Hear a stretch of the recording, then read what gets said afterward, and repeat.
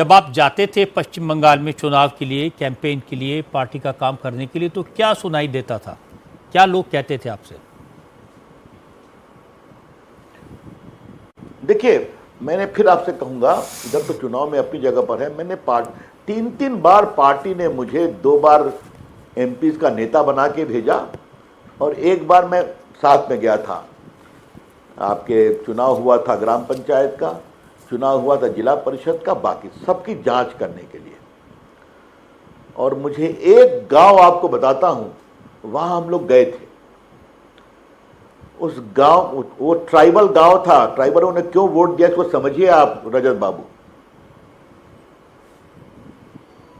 उस गांव में एक व्यक्ति नहीं था, एक मतलब सब डर के भाग गए थे। बहुत मुश्किल से साथ एक बहू एक घर में मिली, तो हमने कहा एक ही नियाशोन तुम्ही, एक ही नियाशोन। थोड़ी मैं बंगला बोलता हूं तो बहुत मुश्किल से आई, तो बोले आमी बोलोन की। तो उसकी आंखों में जो खौफ था उसने मुझे बहुत विचलित किया था। तो हमने कहा प्रोटेस्ट कैसे करेंगे। तो फिर वहां पर एक हमारे कार्यकर्ताओं को बहुत पीटा गया था, वो बीजेपी का जो स्टॉल था। हमने कहा आओ यहीं 1 घंटा बैठते हैं, अपना प्रोटेस्ट जारी करते हैं। तो रजत जी, मैंने ममता के राज में इस तरह का अत्याचार होगा, नीचे में खौफ होगा, पिटाई होगी। बाकी तो कार की बात हम लोग बहुत कहते हैं, मैं उसको रिपीट नहीं कर रहा हूं, जो मेडिकल छात्रा के साथ हुआ बाकी हुआ। लेकिन जो गांव में अत्याचार, आपको बताऊं, मैं जलपाईगुड़ी गया था, वहां पर जो देखा आपके, और अस्पताल में जो पिटाई हुई थी, सब पिट करके लोग आज बीजेपी को वोट दिया था। और उसमें हमारा एक कार्यकर्ता को भाला मार दिया था उसके पेट में। मैं निकल रहा था अस्पताल देखने के बाद, रजत बाबू क्या बताएं, मैं भावुक हो रहा हूं। उसकी पत्नी आकर के हमारे शरीर से लपट गई कि इनको बचा लो, इनको बचा लो। यही स्थिति थी। तो आप क्या समझते हैं, ये सब लोग देखते नहीं है क्या? और लोगों में गुस्सा आता है कि मौका मिलना चाहिए, और वो मौका मिला तो जनता ने जवाब दिया है। नहीं, ये बात आपकी सही है। ये तो ऐतिहासिक मौका है। पश्चिम बंगाल ऐसा राज्य है जिसमें कभी बीजेपी की सरकार नहीं बनी।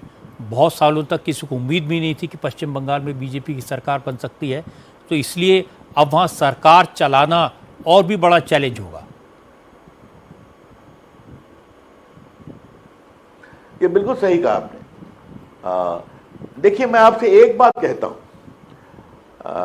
मोदी जी स्वयं बंगाल के विकास की चिंता करेंगे, अमित शाह जी चिंता करेंगे, क्योंकि ये हमारे लिए एक चुनौती भी, एक अवसर भी है। आज बिहार में, रजत जी आप बहुत दिन से नहीं आए, जरा बिहार की सड़कों में घूम आइए आप, जरा पटना का मरीन ड्राइव घूम आइए आप, जरा पटना का एयरपोर्ट देख लीजिए आप, जिसको भ्रमण में कुछ मैं काफी सक्रिय रहा हूं। पटना, बिहार के हर गांव में बिजली है। ये बदलाव हो गया ना, हो गया। उसी प्रकार से बंगाल में बदलाव होगा, विकास भी होगा, उद्योग भी आएगा। और मुझे पूरा विश्वास है कि बंगाल में जो उद्योग की रही है पूरी परंपरा, वो जागृत होगी। और रजत जी, मैं आपसे एक बात और भी कहूंगा, आपके रिसर्च टीम को कहिए कि जो बजट एलोकेशन होता था उसमें उद्योग पर ममता जी कितना खर्चा करती थी, और मदरसों और मौलवियों की तनख्वाह पर कितना बजट का खर्चा करती थी, ये भी एक बार निकलवा लीजिए, तो सारी बातें सामने आ जाएंगी। दो तीन डाउट्स हैं जिसके बारे में तृणमूल कांग्रेस के लोग अभी से कहना जिन्होंने शुरू कर दिया। एक तो उन्होंने कहा कि जो एसआईआर में वोट कटवाए, वो वोट कटवाने की वजह से बीजेपी को इतनी बड़ी जीत मिली।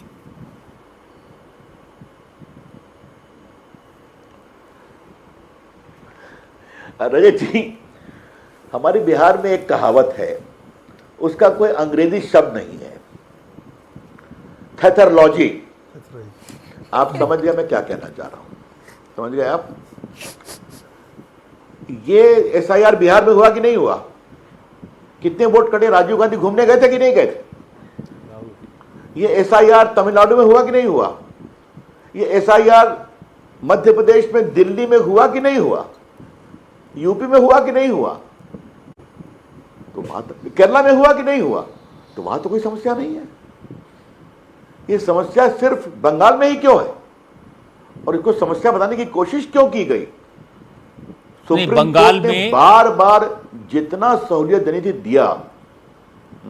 बंगाल में जी, रविशंकर जी, उनका कहना है ये कि वहां पर जो मुस्लिम वोटर है मेजॉरिटी में, वो ममता बनर्जी का सपोर्ट करते हैं। ये बात सब जानते हैं, बीजेपी भी जानती है। इसलिए मुस्लिम वोटर्स के वोट कटवाए गए कॉन्स्टिट्यूंसीज में कैलकुलेट करके इलेक्शन कमीशन की मदद से। ये उनका आरोप है ना। जो एब्सेंटी वोटर थे, जो वोटर रहते नहीं हैं, जो मर गए, वो कानून के अनुसार वोटर रजत जी नहीं बन सकते, आप भी जानते हैं। मैं आपको इसका काउंटर क्यों नहीं दूं कि उनके वोटों से छपवा कर ममता जी की जीत होती थी। ये लेफ्ट भी करते थे, वो ये भी करती है।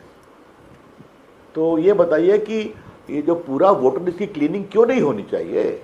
और फिर मैं कह रहा हूं, बिहार में तो बहुत बड़ा इशू बनाया राहुल गांधी ने और हमारे तेजस्वी बाबू ने, क्या हुआ? बाकी जगह तमिलनाडु में इसका कोई तर्क नहीं है। मैं फिर कहना चाहूंगा, ममता जी से मैं एक ही बात कहूंगा, जमीन की नेता हैं, आज बुरी तरह से हार रही हैं और हारेंगी। एक बार ऑनेस्ट रिफ्लेक्शन करना चाहिए। यही मैं कहना चाहता हूं, ममता दीदी कृपया करके आप एक बार करिए कि जिस तरह से आपने गुंडई, लूट, भ्रष्टाचार का राज तांडव छेड़ रखा था, उससे हार हुई है आपकी। आज तो ये लग रहा है कि अहंकार जो राजनीति डर में कभी नहीं होना चाहिए। जो डर उन्होंने क्रिएट किया था, वो डर ट्रांसफर हो गया है। अब उनके मन में डर है, अब तृणमूल कांग्रेस के लोगों के मन में डर है।